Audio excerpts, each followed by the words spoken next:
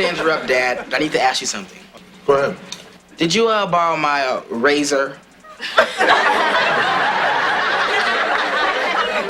No, son, I never borrow your razor because your beard is too hard on the blade. The actor Malcolm-Jamal Warner, widely known for starring in the hit TV sitcom The Cosby Show, has died. Police in Costa Rica tell ABC News Warner drowned near a beach along the country's east coast. He was just 54 years old. He was a beacon. He was one of the most multifaceted, talented men. Confirms to E! News that when Cosby received the call of Warner's passing, the news was just as devastating to him as when he learned of his own son Ennis Cosby's 1997 murder. You ever hear news so surreal you have to read it 3 times before it sinks in? That's exactly how it felt when reports confirmed that Malcolm-Jamal Warner drowned in Costa Rica. We're talking about a man who helped redefine what it meant to be a young black man on television in the 80s. A funny, awkward, smooth big brother we all wanted. Now, some guys might find it hard living with 4 sisters, but I think it's made me more sensitive to the wants and needs of women. So when the headlines started flying saying Malcolm-Jamal Warner dead at 54, people were stunned. Some thought it had to be fake, but sadly, it wasn't. According to the official report, Malcolm was with his daughter at Playa Cocles in Costa Rica when a strong rip current pulled him under. And by the time rescuers reached him, it was too late. The autopsy ruled it accidental drowning. But still, something about it didn't sit right with fans, especially the way the media kept changing the story. And Malcolm wasn't just a TV star. To us, to the culture, and definitely to the people he worked with for over a decade, he was family. His Cosby Show castmates broke down, and they all said this news hit them like losing their own flesh and blood. This story isn't just about loss, it's about legacy, grief, memory, and how we as a community process losing one of our own again. So let's talk about it. No, it's impossible to tarnish the legacy of that show, because there's a generation of kids who sought out higher education because of that show. Facts. There are a generation of kids who grew up and got married and had loving families because of that show. There's no way that you can reverse the influence that that show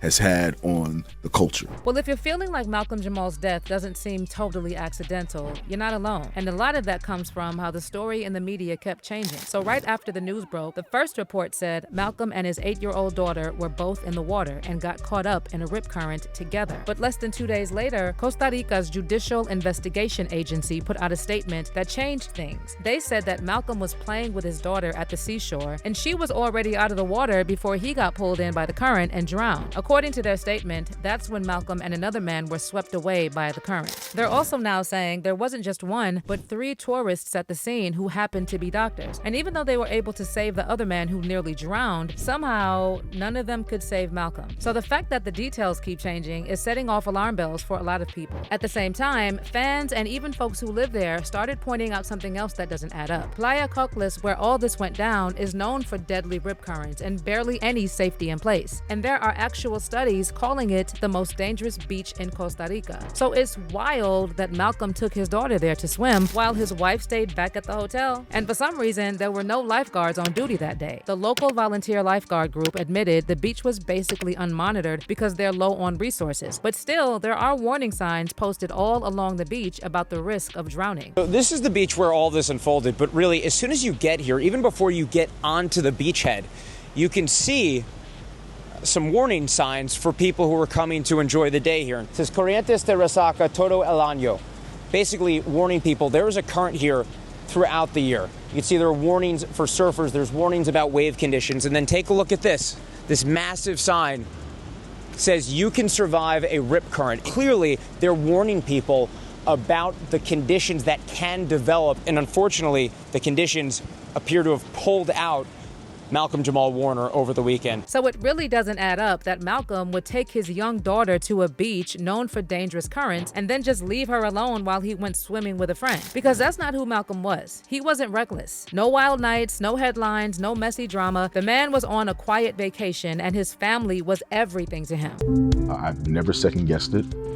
We've been together almost 10 years, and we have never had a fight an argument, a raised voice, or a harsh word said to. And then there's the whole confusing situation with this other man who was supposedly swimming with Malcolm. At first, reports said it was a total stranger, someone who saw Malcolm in trouble and jumped in to help. But now they're saying it was a family friend. That guy apparently made it out of the water alive, but nobody seems to know who he is. No name, no photo, no statement, no nothing. And get this, on July 20th, the media reported that this man was transported to a Costa Rican clinic in critical condition. But less than 24 hours later, news broke that the man made a full recovery and was released from the hospital. So how did he go from nearly drowning and being in critical condition to making a full recovery and walking out of the hospital? And why hasn't this man made any public statements about what happened? Plus, let's not ignore the timeline. Malcolm had just been making a creative comeback. His podcast was blowing up. There were rumors about a Netflix deal. He also talked about writing a memoir. And look, I'm not saying there was definitely foul play, but let's be real. You don't need to be deep into conspiracy theories to feel like this whole story just doesn't line up. Either way, this loss hits hard, especially for those of us who grew up watching Malcolm. This cuts deep because Malcolm wasn't just some actor who came and went. He was one of the rare ones who grew up in the spotlight, made it through with his integrity intact, and never switched up. No scandals, no clout chasing, just steady, honest, meaningful work, both on screen and behind the scenes. And yes, most people know Malcolm as Theo Huxtable, but if that's all you remember him for, you're missing the bigger picture. Malcolm was a musician, a movie director, and an accomplished poet. He was deep into spoken word, open mics, black bookstores, and community centers. He had a Grammy for a jazz album. He was performing in spaces where the cameras didn't follow and where the checks didn't come easy. And he wasn't afraid to touch on certain subjects that most people in Hollywood are too scared to talk about. Malcolm-Jamal Warner knew the Israelites are black. The art of being black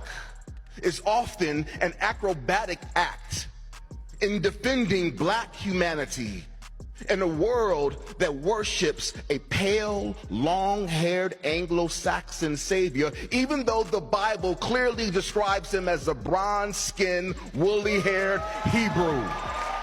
Malcolm also spoke on black mental health before it was trendy. He showed up at panels that discussed accountability in the industry, masculinity, black fatherhood, and he was actively trying to educate people on the importance of real role models. The biggest gift that I can give my daughter is a sense of self. Right. So when she goes out into the world, she is not easily influenced by her surroundings. Amen. Right. So since she was like 2 years old, you know, someone says to her, "Oh, you're so pretty, you're so cute, you're so beautiful," she'll say, "Thank you," and I'm smart too. So yeah, this isn't just TV star dies at 54. This is the silencing of a man who had so much more to say. And when the news hit, fans were in shock. But the Cosby Show cast, they were devastated. You could feel it in how they responded. Not like co-workers mourning a colleague, but like family mourning their brother. Because that's what Malcolm was to them. The glue. The one who never spiraled, never sold out, never turned his back. Even when that show and that legacy became complicated. Keisha Knight Pulliam, who played Rudy Huxtable, posted one of the first tributes, and she said she lost her big brother but gained an angel. Raven Simone, who came on later in the show, broke down and said that Malcolm was the sweetest, most gentle man she's ever met, someone who always made her feel seen. Words cannot describe the pain and sadness and surprise that I feel with the recent loss of MJW. He was the big brother. He was a beacon. He was one of the most multifaceted, talented men, so gentle. And my heart and soul and hugs and kisses go out to his daughter and his wife and his mother. He gave the best advice. He gave the best hugs.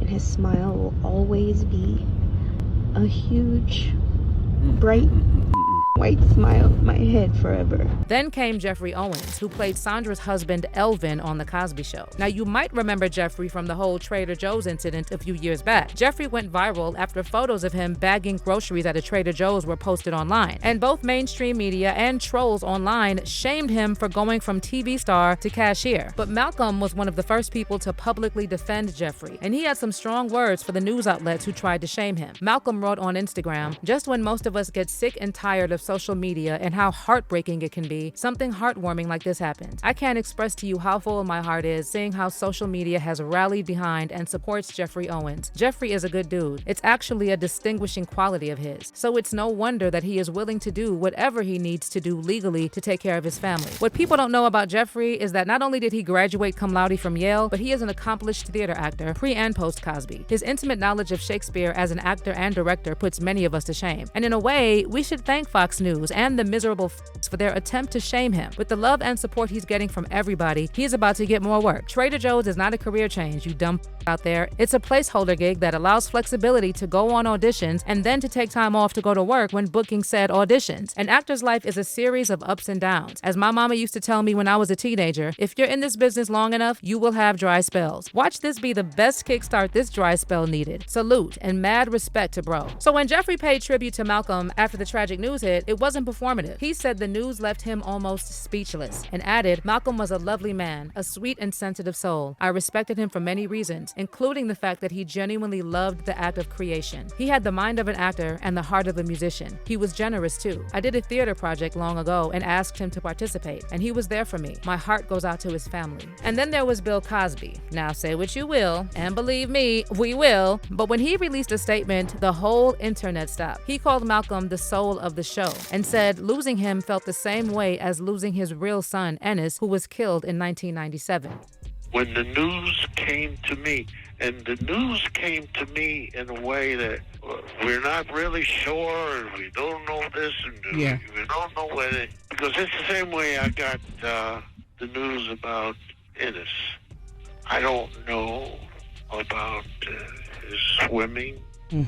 I don't know what came and got him, but I do know that he is an honest person, and that media, I hope, will show the respect. So now we're left with the silence. No more Theo laugh, no more calm, thoughtful interviews, no more verses, no more podcasts, no more presents. Just a void where Malcolm-Jamal Warner used to stand. And yeah, the official story says it was just an accident. And maybe it was. But even if it wasn't something sinister, it still feels wrong. Like the kind of loss that shouldn't have happened. Not like this. Well, now I want to hear from you. What did Malcolm mean to you? Did you follow his career after the Cosby Show ended? Do you think we celebrated him enough while he was alive? And what do you make of the timing and circumstances of his death? Leave your thoughts in the comments and share your favorite Malcolm moment.